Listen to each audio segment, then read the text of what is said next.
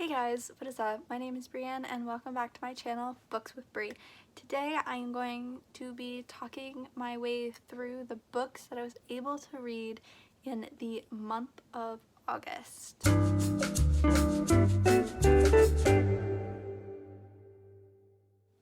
Alright guys, so the first book that I was able to finish in the month of August was The Wicked King by Holly Black.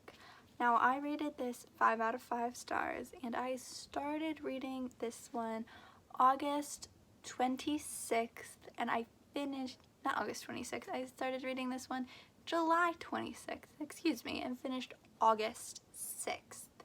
So this took me a little bit to read because I originally started it in the reading rush back in July and I was so emotionally and just physically exhausted from reading a single book every day, and so I took a break from this and started back up reading it from the very beginning on the 1st of August.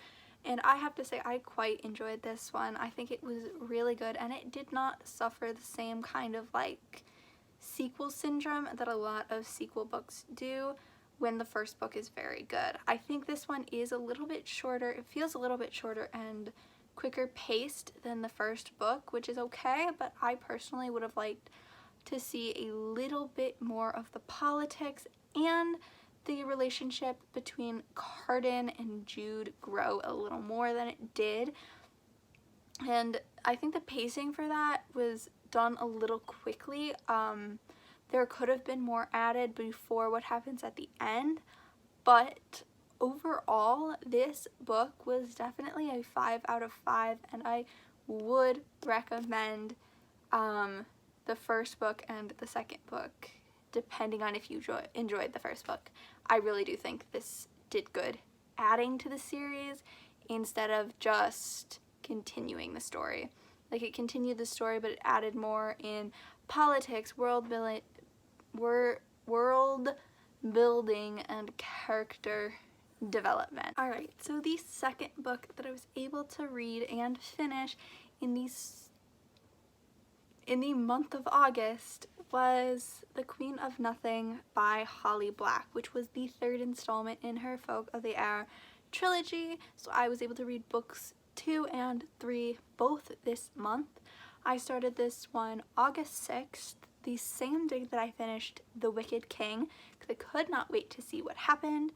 And then you did not just see that, I did finish this one August 8th. I could have finished it in 2 days, but I had some spots throughout those 2 days where I had the urge to read, but I just couldn't.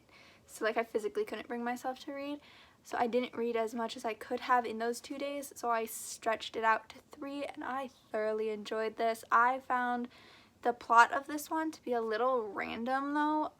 After what happened in the second book is wrapped up in here,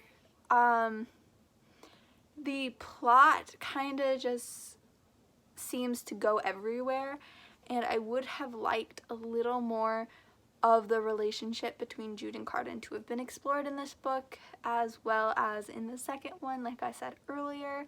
Though I did give this one a 5 out of 5 because the writing style was just absolutely gorgeous, and I really think these books could have been a lot bigger, but Holly Black decided to stay in focus of the plot that she had already planned instead of expanding the world in ways that other authors would have, and I really think that worked in favor of the age range that she was targeting. But if she wanted to broaden the age range that these books were for, it would have been nice to have even more world building, because there is so much you just don't know that could happen in this world, and I would have loved to explore that. There was only one more book that I was able to read in the month of August, and that was Long Way Down by Jason Reynolds. And this book was absolutely gorgeous, and it took me on an emotional roller coaster and shocked me the entire way through. I had the honor of being able to read it as an audiobook, so it is also narrated by the author, so the point that he's trying to make in the writing is actually correctly done when it is read to you. And so the story follows this one boy in the span, I believe it's either 60 seconds or 2 minutes, on an elevator ride down, and each floor that they stop at, a new person gets on from the boy's past, and one strange thing happens. All of the people who get onto the elevator after him are dead, and they are trying to convince him or show him why what he is about to do, which is exacting revenge on his brother being shot and killed, is wrong, and how it'll continue the cycle of violence, not just for him, but for the people he loves. And we don't get to see exactly what he does in the end, but we're left with this sinking feeling that this stuff actually happens, because this story is based off of dozens of different stories from different children in juvenile detention centers, and I think it really does an amazing job bringing awareness to when kids are in these acts of violence today. It's not because they want to be violent, and it's not because they are violent. It's just this is how they were raised, and most of the time what they're fighting for in like street wars or gangs, they don't know what they're fighting for because it's been going on for so long, and that is their community. They don't know anything else. They don't know that that isn't important anymore and it shouldn't involve them. So they've done whatever they've done, they did because they thought it was right at that time that they were doing it. They didn't know it was wrong. And I think that book does an amazing job showing that and opening up your eyes to the kind of stuff that you experience every day, and how it is different from what others experience every day as well. These next two books are books that I actually didn't finish in the month of August, but I did get a decent chunk of the way through.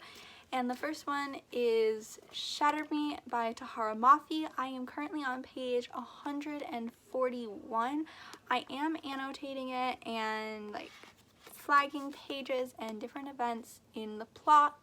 So what I can gather so far is this book follows Juliet through her world, and through her eyes.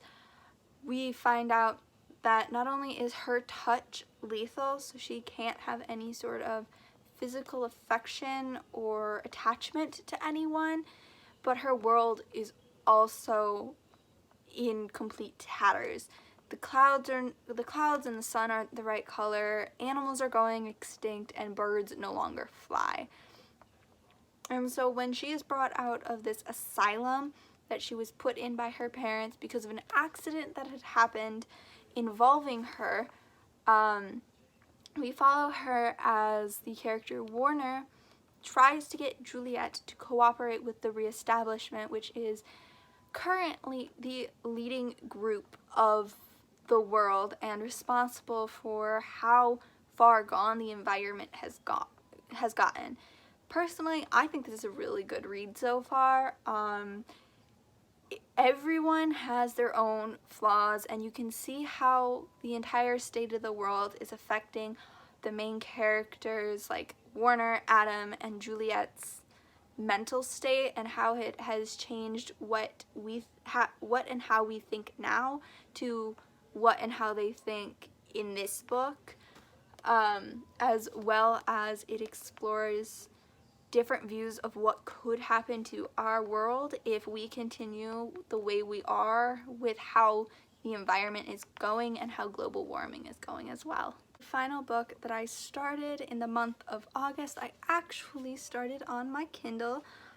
and that is No More Excuses, Dismantling Rape Culture by Amber J. Kieser. This is in black and white because this is an older model of an Amazon Kindle. This is just the one I prefer because the pages look like paper, so everything is in black and white, so you can't really see the bottom line of it very well. So sorry. I do recommend reading this for educational purposes because it is highly informative and fact heavy and based very much in reality, and it tries to explore different theories as to why rape culture is the way it is in today's society. But I do not suggest this for people who have experienced traumas such as sexual assault, sexual harassment, and abuse, because if you are anything like me, you have either suppressed a lot of your trauma, or stuff in this text can be triggering to those memories, because they do discuss several real life cases and hypothetical scenarios. And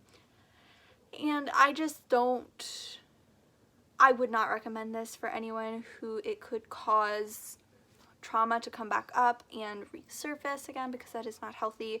It is not healthy to have to relive something like that. But this does talk a lot about the statistics of conviction, how gender, race, and social class intersect with rape, and how those cases are handled. And it really just, it's horrifying, because I think this is more horrifying than anything by Stephen King or any other horror author, because this is just cold hard facts, and a lot of this stuff happens on a daily basis and nobody wants to believe it. I am almost done. I am on chapter 6 of 8. So I'm almost done with this, and I will most definitely be trying to get as many people as I possibly can to read this book, because there are so many facts and things in here that we could learn from, and I really think something like this should be taught in school. Alrighty guys, that was it for today's video. I hope you enjoyed. Please don't forget to like and subscribe, and then let me know down in the comments section below, as usual, any book recommendations so that I can buy them, put them on my shelf, and read them later once I get through my TBR, as well as what books you were able to read in the month of August. I am genuinely curious. This month was a slower month for me because I started school at the end of the month and was very stressed and overwhelmed with that thought majority of the month.